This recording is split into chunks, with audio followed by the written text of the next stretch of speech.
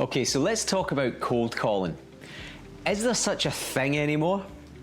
Well, I don't believe it should be labelled cold calling anymore. More like warm calling.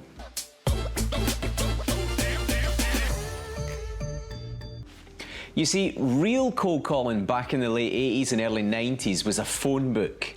In the UK it was named the Yellow Pages. And as a salesperson you were given letters of businesses to call from the phone book. Stephen, you take letters A to D today. And that was all I had. The name of the business and a telephone number. That was real cold calling. Nowadays we have Google, LinkedIn, Facebook, company websites, online news and announcements, Twitter to name just a few. We even have a software like Crystal Knows that tells you what type of person you're about to call and how best to pitch to them. So my question to you is this: is there really such a thing as cold calling?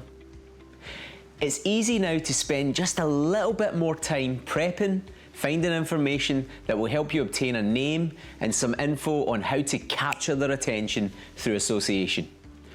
One important factor I must highlight here is don't be that type of salesperson who spends way too long gathering info in the prep, because what happens next is you eventually make that call and guess what? They're not there. I always say to salespeople who are about to do a bunch of, let's say, cold calling, that they're better to prepare a batch of names and numbers and info first. Get them all lined up and then start smashing through those numbers. This helps get you momentum. You don't find yourself stopping and starting. And you don't find yourself wasting a whole bunch of time in the gathering info stage. Some salespeople I worked with knew they would be cold calling first thing the next day, so they prepped at the end of the day, getting ready for a quick start.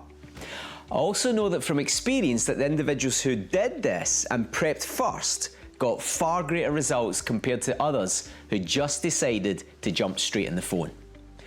Use every tool at your disposal. Why wouldn't you?